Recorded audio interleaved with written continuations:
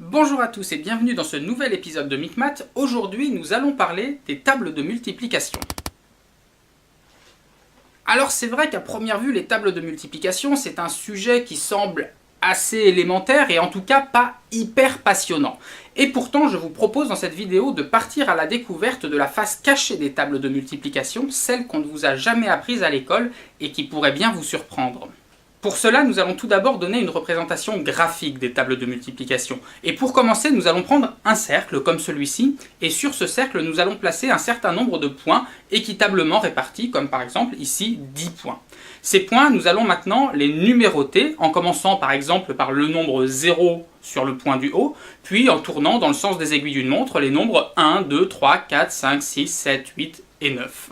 Et si l'on voulait continuer cette numérotation au-delà de 9, eh bien le 10 se trouverait au même endroit que le 0, le 11 au même endroit que le 1, le 12 au même endroit que le 2, et ainsi de suite. Cette façon de représenter les nombres de manière cyclique, un peu comme sur une pendule, représente ce que l'on appelle en mathématiques l'arithmétique modulaire, c'est-à-dire une arithmétique dans laquelle les nombres tournent en rond. Ici, puisque sur notre cercle nous avons 10 points et que les nombres tournent donc avec un cycle de 10, eh bien on peut dire que l'on a représenté les nombres modulo 10. Bien, maintenant que nous avons notre cercle, eh bien, nous allons pouvoir y représenter nos tables de multiplication. Et je vous propose de commencer, pour faire simple, par la table de 2. Pour représenter la table de 2 dans ce cercle, nous allons tout simplement relier chaque nombre à son résultat par la multiplication par 2. Par exemple, le nombre 1, si on fait 1 fois 2, on obtient 2. Nous allons donc relier le nombre 1 au nombre 2. Puis 2 fois 2, ça fait 4, nous allons donc relier le 2 au 4. 3 fois 2, ça fait 6, nous allons donc relier le 3 au 6. 4 fois 2, ça fait 8, nous allons donc relier le 4 au 8.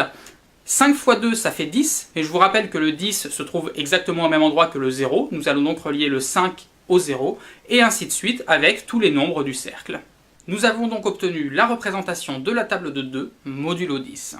Alors là, la table de 2, nous venons de la représenter modulo 10, mais bien entendu, ce même procédé, nous pourrions le répéter avec un plus grand nombre de points, et donc représenter par exemple la table de 2 modulo 11, ou modulo 12, modulo 13, modulo 14, ou modulo un nombre aussi grand que l'on veut.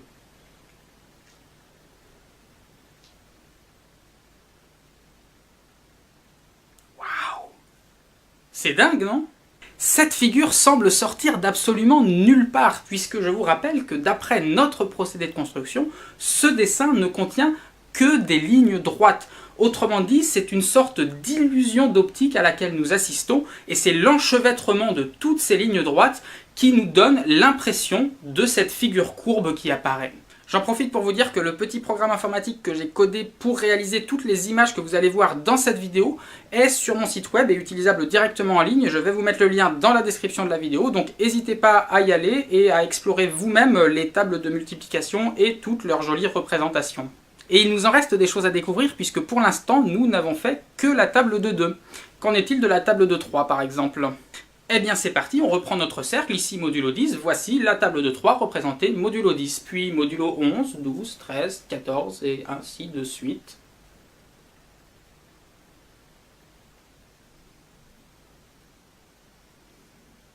Et encore une fois, l'enchevêtrement de toutes les lignes droites de la table de 3 font apparaître cette illusion de figure qui cette fois semble composée de 2 pétales. Voici maintenant ce que l'on obtient avec la table de 4. 3 pétales. Avec la table de 5, 4 pétales. Avec la table de 6, table de 7, bref, au bout de quelques essais, une logique semble se dégager lorsque l'on représente une certaine table de multiplication en augmentant de plus en plus le nombre de points, on obtient une forme de fleur ayant une pétale de moins que le nombre de la table de multiplication.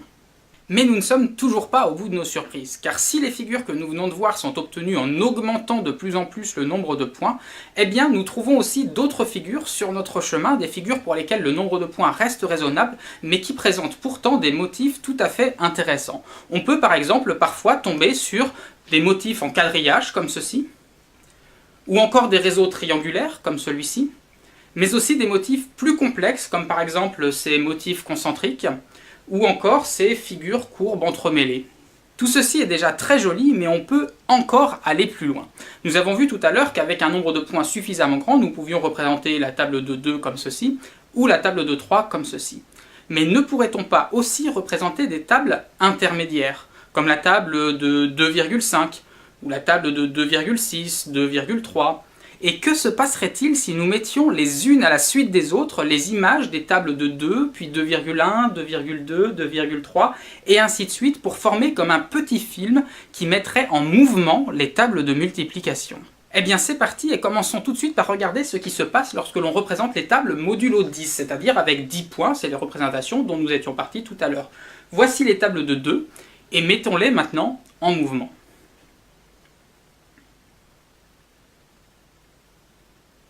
Bon d'accord, c'est joli, mais je crois que ce serait encore mieux si on augmentait un petit peu le nombre de points. Voici la table de 2, et attention, c'est parti.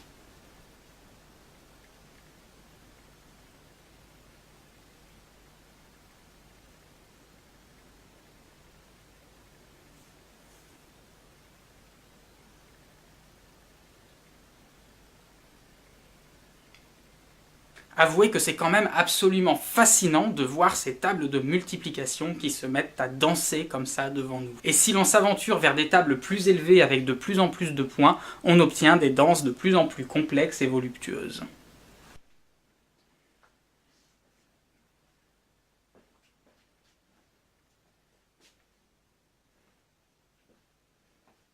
Quand on demande à des mathématiciens ce qu'ils aiment dans leur discipline, une réponse qui revient souvent, c'est qu'il y a quelque chose de très beau et de très poétique dans les mathématiques. Ces figures en sont une parfaite illustration, mais ce qu'il y a d'encore plus dingue, c'est pas seulement la complexité des figures obtenues, mais c'est le rapport entre cette complexité et la simplicité absolument enfantine de la règle qui les génère.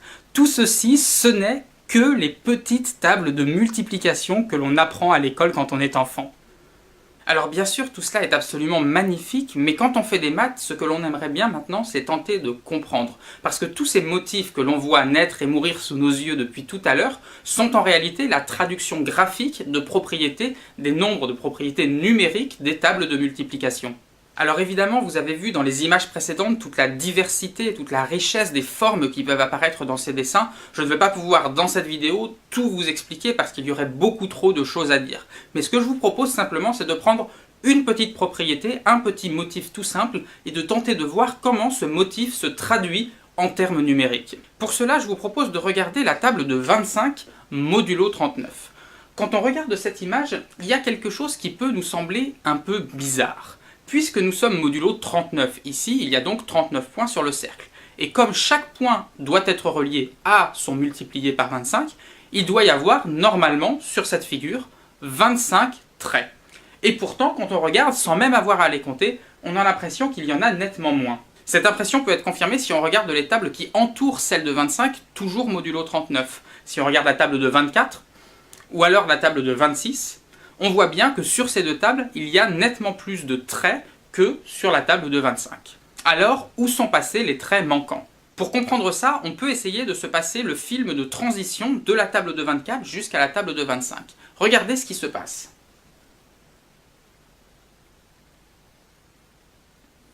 Vous avez vu ce qui s'est passé? Revenons juste un pas en avant à la table de 24,99.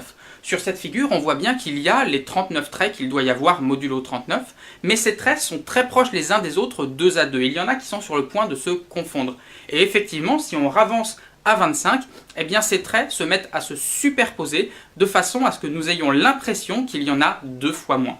Mais alors, comment expliquer ce phénomène d'un point de vue numérique? Eh bien, si on y réfléchit un petit peu, on comprend que cela signifie ceci. Cela signifie que si on prend un certain nombre, que ce nombre on le multiplie une première fois par 25, pour trouver donc un deuxième nombre, et que ce deuxième nombre on le multiplie une nouvelle fois par 25, eh bien on revient à notre point de départ, c'est-à-dire à notre premier nombre. Les deux traits sur la figure, celui qui part du premier nombre et celui qui part du deuxième nombre, se croisent et sont confondus. Une autre façon de le dire, c'est que si on prend un nombre quelconque et qu'on le multiplie 2 fois de suite par 25, eh bien on retombe sur ce nombre-là. Autrement dit, modulo 39, multiplié par 25 fois 25, c'est la même chose que de multiplier par 1. Et ça, on peut bel et bien le vérifier par des calculs, puisque 25 fois 25, ça fait 625, et que 625 c'est égal à 16 fois 39 plus 1.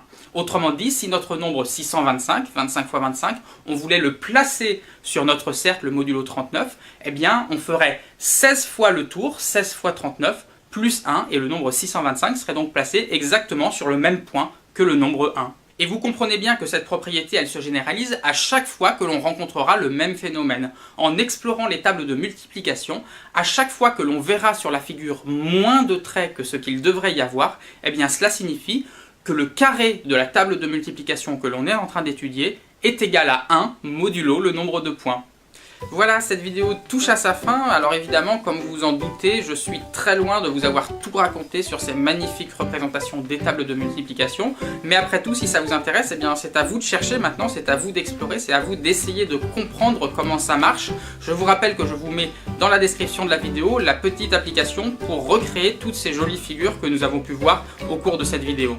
Avant de nous quitter, je voulais également vous dire à vous un énorme merci puisque la chaîne Micmath vient de dépasser la barre des 50 000 abonnés il y a quelques jours là.